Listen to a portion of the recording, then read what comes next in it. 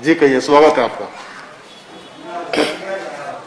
मान्यवर, उत्तर प्रदेश के अंदर माध्यमिक शिक्षा में 80% भागीदारी देने वाला वित्त विहीन विद्यालय का शिक्षक और शिक्षणेतर कर्मचारी आज मनरेगा के मजदूरों से भी बदतर स्थिति में उत्तर प्रदेश के अंदर अपना जीवन बिताने के लिए मजबूर है।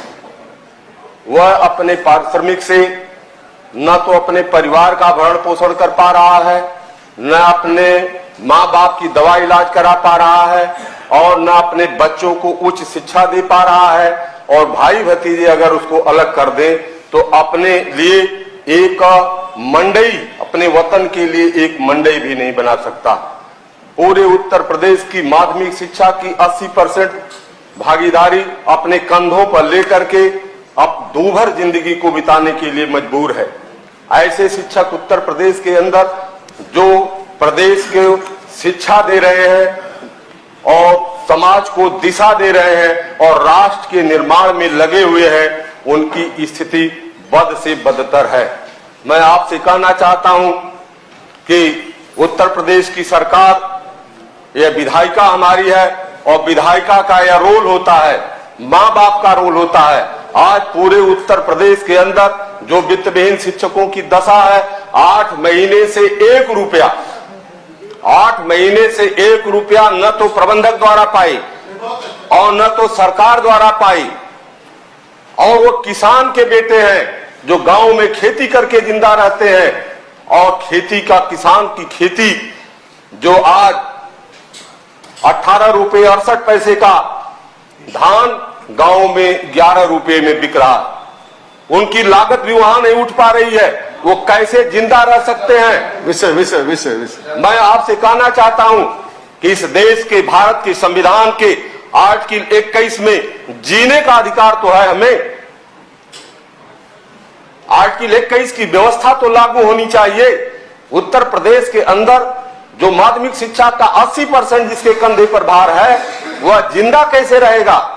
जो 8-8 महीनों से 1 रुपया नहीं पाया किसी संस्था द्वारा, और हम लोग सरकार से अनुरोध किए, और सरकार से अनुरोध करने के बाद भी कहीं से कोई सहायता कोरोना में भी उनको नहीं मिल पाई।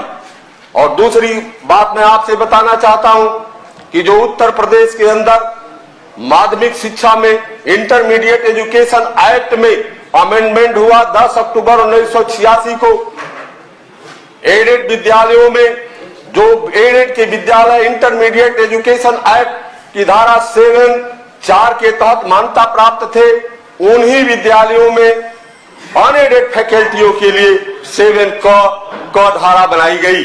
और उसी 7(क) धारा जो असंगत धारा है, जो पूर्ण वित्त विहीन मान्यता देने के लिए सक्षम नहीं है, उत्तर प्रदेश के अंदर इंटरमीडिएट एजुकेशन एक्ट में केवल एक ही धारा है 7(4) जिसके अंतर्गत मान्यता दी जा सकती है। उत्तर, अगर यह मैं कह दूं सदन के अंदर कि यह तो कोई अतिशयोक्त नहीं होगा कि उत्तर प्रदेश के अंदर 21,000 जो मान्यताएं हैं वित्त विहीन, सारी मान्यताएं फर्जी हैं, जिस पर हम लोग जब से संगठन बनाए 2004 से वित्त विहीन का, तब से उस पर संघर्ष कर रहे हैं कि इस मान्यता की धारा को चेंज कर दिया जाए। हाईकोर्ट भी गए, हाईकोर्ट ने भी Manju Awasthi versus state of UP के केस में कहा कि यह असंगत धारा है 7(क) का, इसको 7(4) में परिवर्तित कर दिया जाए, लेकिन आज तक वो धारा परिवर्तित नहीं हो पाई। सारी मान्यताएं फर्जी हैं और उस फर्जी मान्यताओं पर सारी शिक्षा चल रही है। मैं आपसे निवेदन करना चाहता हूं सदन के माध्यम से कि सबसे पहले मान्यता की धारा 7(4) जो है वो 7(क) की मान्यता असंगत धारा है, उसमें केवल एक्ट की व्यवस्था है 7(क) कोष्ठ में क में कि किसी एक विषय या विषयों के वर्ग या उच्चीकरण की मान्यता दी जा सकती है, और उस धारा के तहत सारी मान्यताएं जो है 7(क) में दे दी गई, जो बिल्कुल असंगत है, उसको 7(4) में परिवर्तित कर दिया जाए। हमें बड़ी इस बात की खुशी है कि हमारे माध्यमिक शिक्षा मंत्री, उप मुख्यमंत्री, बहुत ही लर्नेड व्यक्ति है, आज हमारे सदन के नेता हैं। मैं उनके संज्ञान में लाना चाहता हूं कि आपके चलते, आपके रहते 4 वर्षों से हम लोग मांग कर रहे हैं, लगातार संगठन मांग कर रहा है कि मान्यता की धारा को चेंज कर दीजिए। आज तक मान्यता की धारा चेंज नहीं हुई और हमारे अधिकारी जो शिक्षा विभाग में है, हमारे नेताओं को पढ़ाते हैं कि 7 अगर 4 में मान्यता आपने दे दिया तो वह मान्यता एडेड की मान्यता है, और एडेड की मान्यता अगर आप कर देंगे तो सब लोग वेतन मांगने लगेंगे। मैं पूछना चाहता हूं कि जो प्राथमिक विद्यालय एडेड की मान्यता में है, जो जूनियर हाई स्कूल विद्यालय एडेड की मान्यता में है, क्या सरकार की बिना अनुमति के वो एड मिल पाती है? एड देना तो सरकार का काम है, लेकिन उसको रास्ता भटका देते हैं। उसको जो प्रस्ताव एक डायरेक्टर महोदय के यहाँ से गया है, उसको मैंने देखा है, 7(4) की मान्यता जो है जहां होनी चाहिए अमेंडमेंट एक्ट में, वहां 7 कर दिया गया। और ऐसे विद्यालयों के जो शिक्षक हैं, 3.5 लाख उत्तर प्रदेश का शिक्षक और शिक्षकेतर कर्मचारी बिना माँ बाप के रोल में जो है उत्तर प्रदेश के अंदर काम कर रहा, जिसकी कोई आज तक सेवा नियमावली नहीं बनाई गई। और सेवा नियमावली बनाने के लिए हमारे सदन के नेता माननीय ने 9 मार्च 19 को बैठक की, और बैठक करने के बाद अमर उजाला और सारे अखबारों में बयान आया जो है कि 10 मार्च 19 को कि हम वित्त विहीन शिक्षकों की सेवा नियमावली बनाएंगे। आज तक कोई सेवा नियमावली नहीं बन पाई। जो 10 अगस्त 2001 की सेवा नियमावली है, उसको अधिकारी हमारे ऊपर जबरदस्ती थोपते हैं।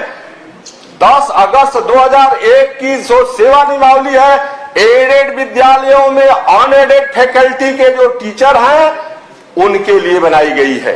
पूर्ण वित्त विहीन हाई स्कूल और इंटरमीडिएट की मान्यता के शिक्षक और शिक्षकेतर कर्मचारियों के लिए पर लागू नहीं होती है। इंटरमीडिएट एजुकेशन एक्ट में जो धारा 16(4) और 16(6) है, जिसमें ऑलरेडी जो है वह सेवा नियमावली पड़ी हुई है। जब से एडेड विद्यालयों में वेतन वितरण अधिनियम 1971 लागू हो गया और चयन बोर्ड आयोग 1982 लागू हो गया, तब से वह पूरी तरह से 16(6) की जो हमारी सेवा नियमावली है पूर्णतः रखी हुई है। उस पर कोई काम नहीं हो पा रहा है। उसको हमारे ऊपर क्यों नहीं जो है इम्पोज कर दिया जाता, हमारे ऊपर क्यों नहीं उसको लागू कर दिया जा रहा है, यह बात समझ में नहीं आ रही है कि आखिर में उस सेवा नियमावली को हमारे ऊपर क्यों नहीं जो है लादा जा रहा है, क्यों नहीं हमारे ऊपर उसको जो है रखा जा रहा है। मैं नेता सदन से, जो कि हमारे विभाग के हैं, माध्यमिक शिक्षा के मंत्री हैं और बहुत ही लर्नेड व्यक्ति हैं, हम आज सदन के माध्यम से आपसे निवेदन करना चाहेंगे कि आप इन विषयों को बहुत गंभीरता से लेकर के सबसे पहले हमारी मान्यता की धारा, पहले लीगल मान्यताएं जो सारी इनलीगल हैं, उन मान्यताओं को लीगल धारा, एक ही धारा उत्तर प्रदेश में मैंने बता दिया कि इंटरमीडिएट एजुकेशन एक्ट 1921 की धारा 7(4) ही लीगल धारा है। उस लीगल धारा में आप परिवर्तित कर दें और वित्त विहीन शिक्षकों की जो सेवा नियमावली है, जो बिना माँ बाप के रोल के जो है आज 33-34 वर्षों से इस प्रदेश में काम कर रहे हैं, प्रबंधक हमारे रोज उनको रखा करते हैं और रोज निकाला करते हैं। वित्त विहीन विद्यालय का शिक्षक आज विद्यालय में 4 बजे तक है और कल जो है आएगा 10 बजे या नहीं आएगा उसकी कोई गारंटी नहीं है। इस उत्तर प्रदेश के अंदर मनरेगा के मजदूर की तो गारंटी है कि साल में 200 दिन काम कर पाएगा, लेकिन वित्त विहीन विद्यालय के शिक्षक के 1 दिन काम करने की गारंटी नहीं है। वो कल आएगा कि नहीं आएगा उसका कोई ठिकाना नहीं है। हमारा प्रबंधक अगर रुष्ट हो जा और अंगुली दिखा दे कि कल से तुमको जो है विद्यालय में नहीं आना है, तो हमारा सस्पेंशन और टर्मिनेशन दोनों साथ साथ हो जाता है। इसलिए मैं आपसे निवेदन करना चाहता हूं कि हमारी मान्यता की धारा जो सही धारा है 7(4) उसमें परिवर्तित किया जाए और हमारे शिक्षकों की सेवा नियमावली बना दिया जाए। और मानदेय के बिंदु पर आप गंभीरता से विचार करें। समान कार्य का समान वेतन मिलना चाहिए। इस पर हाई कोर्ट और सुप्रीम कोर्ट तक की व्यवस्थाएं आ चुकी हैं।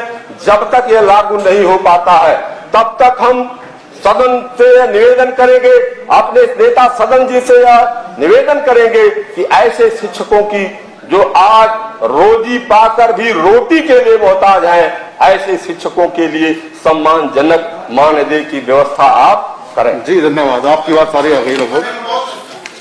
जी जी।